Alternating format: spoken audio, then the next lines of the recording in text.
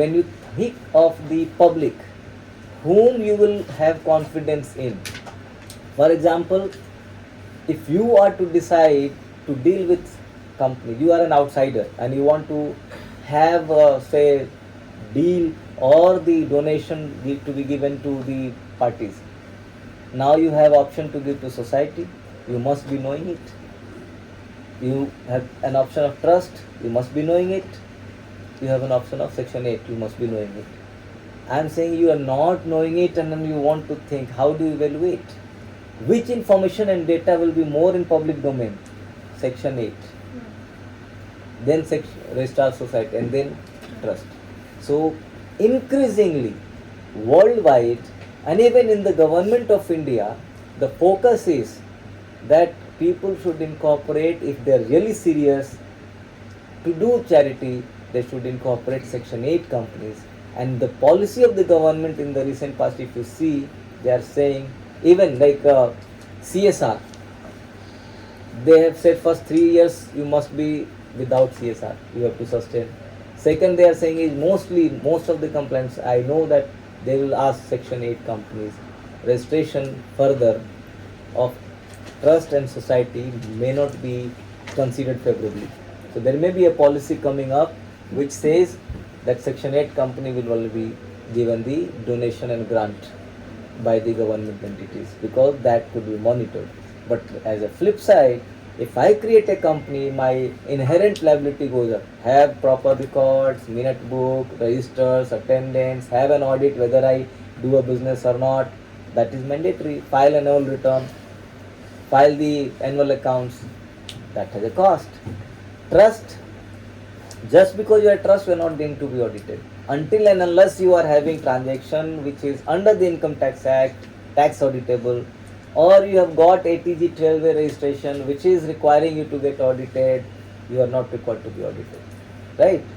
So, societies, trust and company, it has time consideration, it has your the documentation consideration, then you have perception of the public and confidence of the public which is there, and then you have compliance complexities.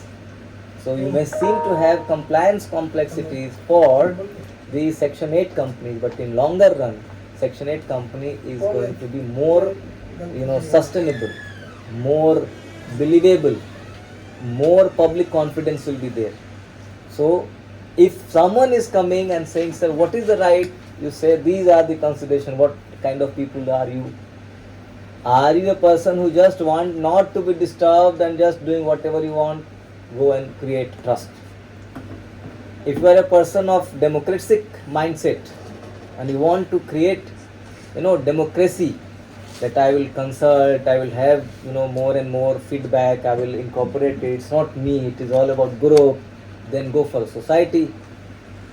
And if you have not gone into that, because companies when registered is always an all India, and that could be registered with 2. So the biggest benefit of section 8 company is only 2 persons, even for the same family, can be done. Societies when you create, there is a problem. Problem is that they require that the governing body members, remember there are 2 sets of always in all organization. One is shareholder who is founder or the member, the other is the governing body which manages it, who is supposed to manage the operations. So governing body members will not have any persons who are direct blood relations. So if I am say in the governing body, my son will not be governing body member. If I am say governing body member, my wife, no, that's the problem. I said blood relation. Wife is a contractual relationship. It's not a blood relation. So wife can become the governing body. Brother-in-law can become governing body. Both ways. Okay. Can uncle be? No, because it's a blood relation. Father, no. Mother, no. So you have to always see that. So BA avoid, but in case of trust and the case of companies, no such requirements. So even I and wife can decide to do wonderful project of charity. Right? Yes. So first thing is what is the charity that I want to do, and then consider your profile. Are you able, if you create a company, remember 50 से 60,000, 1 lakh, 1 lakh, keep it for compliance. So when someone comes, always ask them, do you have money to comply with? Do you have mindset to comply with? Are you able to document properly? Are you willing to get yourself to the public scrutiny? Then you are part of the section 8. Otherwise, go for section the trust or the society, right? So 3 major type of NGOs, pros and cons I have told. Now how do we do for us, because we are going to practically manage it. Every type of NGO that we are dealing with, we need to have proper documentation. Number 1, relating to registrations, changes in registrations, governing body or the shareholder or the members or the trustee. So a register has to be maintained. Register of say donors, register of trustees, register of governing body members, register of directors, register of shareholder, as the case may be. Register of trustee, what is complete detail, name, mobile number, email, which date they are appointed, which they are changing, whether resignation, whether death, what is the change, all. So registers have to be maintained, registration documents have to be maintained, and then you have to have meetings at regular intervals. Who will decide? Companies Act decides under the Companies Act. Now the question is, if the Companies Act, Section 8 Companies Act, whether secretarial standards are applicable or not. Because board meetings have to be conducted. Companies will have a board invariably. Whether secretarial standards, which mandates the Companies Act mandates to be followed, whether that will be required to be followed under the Companies Act for the NGO, that is Section 8 company or not, or is it exempted? A question that we have to answer, right? What is the desired? I would say desired is that it should be complied with. If you comply with SS1, there is no, why it is SS1 compliance necessary? Because wherever there are more than one, there are chances of dispute. And it is invariably that most of the societies and trusts are in dispute when there is a money, there are properties. All mutt, mandir, all the kind of educational institution, all hospitals, all sporting bodies, all chamber of commerce, they are NGOs. And they have plenty of money, they have plenty of properties, and you can see the clash. Even sometimes killing happens for this, right? So how do you protect it? If you have a proper system of the governance, that is board meeting is called, proper notice is given, everyone has made an attendance, signed it, signed the resolution, signed the minute and kept it, then whether it is trust, society and company, I would say everyone should follow it, because that becomes a document to prove tomorrow that what has transpired, what has happened. If it is there, then no one can challenge it, and if they challenge it, you can prove it. So that's why the compliance documents have to be properly maintained. It has to be maintained yearly. All the taxes, because many times people feel that if I'm an NGO, I'm immune to do anything. That is not the case. It's a normal problem. For example, people say, I'm an NGO, that is, I'm registered, that is sufficient. But sir, there are local laws which are applicable.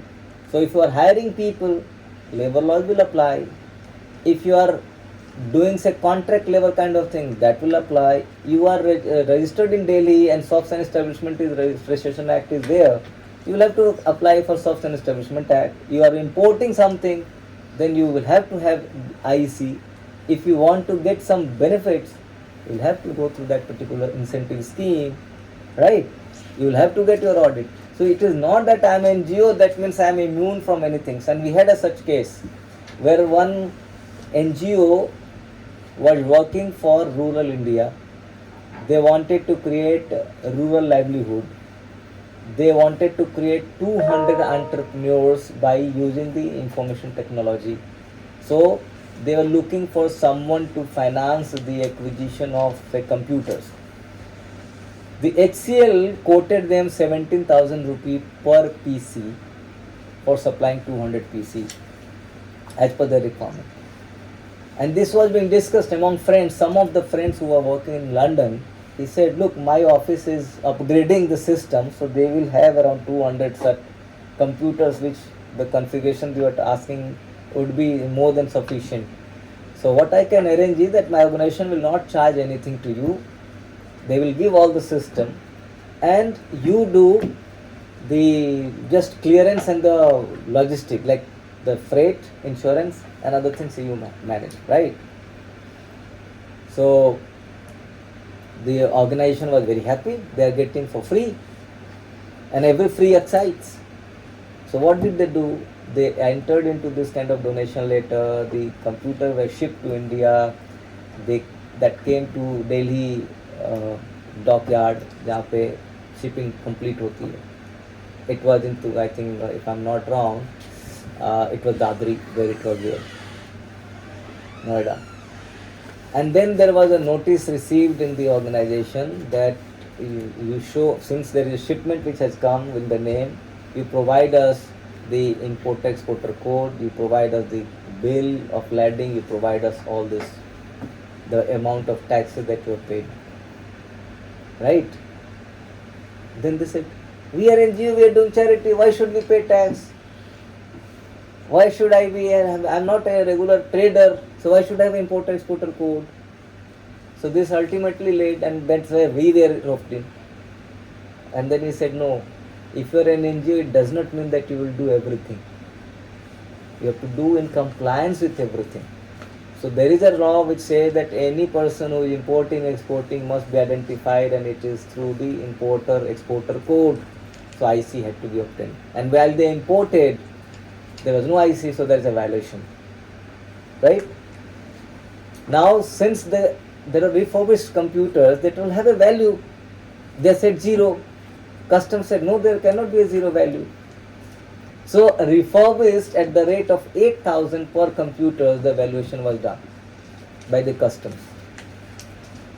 So 8,000 per into 200, and then the value of custom duty at that was, if I'm not wrong, around 28% that was being charged, and then the penalty of 28%. So actually 56%. And then there was demurrage which was being charged, because you have to clear the shipment, and until unless, so what we did, we have to go to apply for IC, we have to go for clearance, we have to get, and it took 1 month. So there was demurrage. The landed cost of that particular material was approximately 12 or 13 lakhs. Right? That's a learning. So NGO makes always this error to see that if I'm an NGO, I can do anything. I'm doing for charity. There is nothing personal. Why should I be subject to so much compliance? But it has its own. Like today, the government has a policy of not importing used laptops. Why? Or used IT equipment, because they wanted to promote indigenous production and use. So there has to be clear-cut understanding. All NGOs must be aware of the local, central, and international policies of the law that they are aware to. Clear? So